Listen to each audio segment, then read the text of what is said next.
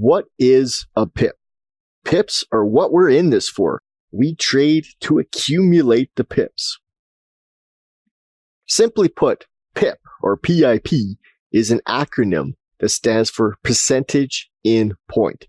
It means that a pip is the percentage of a cent, basically.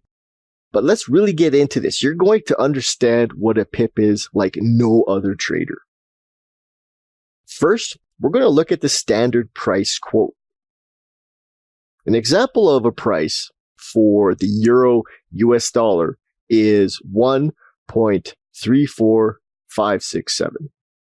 This means that 1 euro will buy 1.34567 United States dollars. One of the base currency is going to equal or be the same as 1.34567 of the quote currency, the US dollars. Because price movements in the Forex world are so small, we have to break it down further than just the dollars and cents. When we look at a currency quote or the price, what we see are dollars, cents, percentage of a cent, which is what the actual pip is, and then lately we're looking at 1/10 of a percent. In the price, 1.34567, remember that 1 euro is buying 1.34567 United States dollars. The 1 is the dollar, the 34 is the cents, the 56 is the percentage of a cent, and the 7 is 1/10 of a percent. Now below is a direct breakdown of the price. We can see the 1, this is 1, 2, 3, 4, 5, 6. The 1 is the dollar, the 23 is 23 cents, the 45 is 45% of 1 cent. So we're almost looking at half a cent. And then the 6 is 1/10 of 1%. So this breakdown is quite a bit. I mean, we're breaking this down into 1/1000th of a cent. A currency quote used to be only 4 places after the decimal. For example, 1.2345. It used to be just 4 decimal places. Now, in order to be competitive, brokers started offering a 5th decimal place, and this is known as a fractional pip.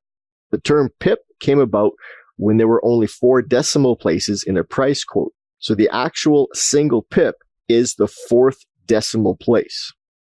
In the price quote of 1.34567 that has 5 places after the decimal, the number 6 is the actual pip because it's the 4th place after the decimal. So in 1.34567, the 6 is the pip, the 7 is 1/10 of a pip. In the original 4 decimal price, 1.2345, if price were to move up by 1 pip, the price would become 1.2346. The 5, being the pip, will move up 1 pip to 6. Now, if the price were to move down by 10 pips, it would go from 1.2345 to 1.2335. So we're going down by 10 pips.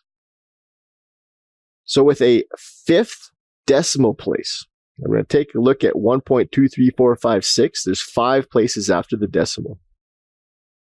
If the price were to move up by 100 pips, now this would be a whole cent, what we're looking at is 1.24456. The 6, again, is the fraction of a pip, so it doesn't even count when it is involved in whole pip movements. So if we move up 100 pips, it goes from 1.23456 to 1.24456. This becomes easier as you get used to it.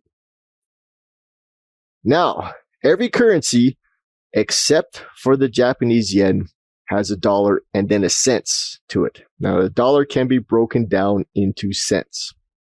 This does not apply to the yen, however. The Japanese yen is the smallest version of itself as it can get. Every other currency has a dollar or something like it, and then a breakdown, generally by 100. Now we've got $1, you can make 100 cents. The Japanese yen is the smallest denomination that this currency comes in. There is nothing smaller, no cent version to the Japanese yen.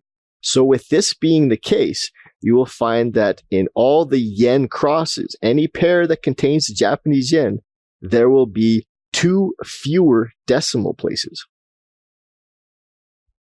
The current price quote for the US dollar Japanese yen is 98.28.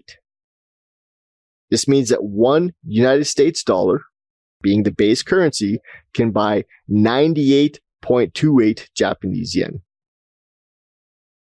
Now, since there's nothing smaller than the yen itself, the numbers you see after the decimal place become the percentage of the yen.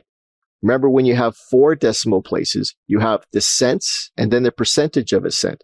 The yen itself, the whole yen, is kind of like a cent. So what we've got are the decimal places becoming the percentage of that cent. So we have 2 fewer decimal places because we don't have the quote-unquote dollar cent inserted. In the price, 98.28, 98 is the yen, and the 28 is the percentage of a yen. Now we will bring this quote up to date by adding the fractional pip as a third decimal place. And again, the example would be 98.284. So the 4 becomes 1/10 of a percent.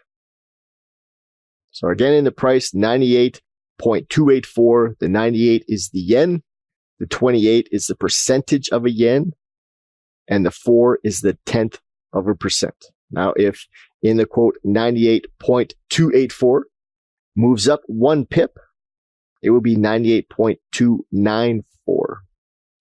If it moves down by 10 pips, or in the quote we've got here is 82.754, if this moves down 10 pips, we have 82.654.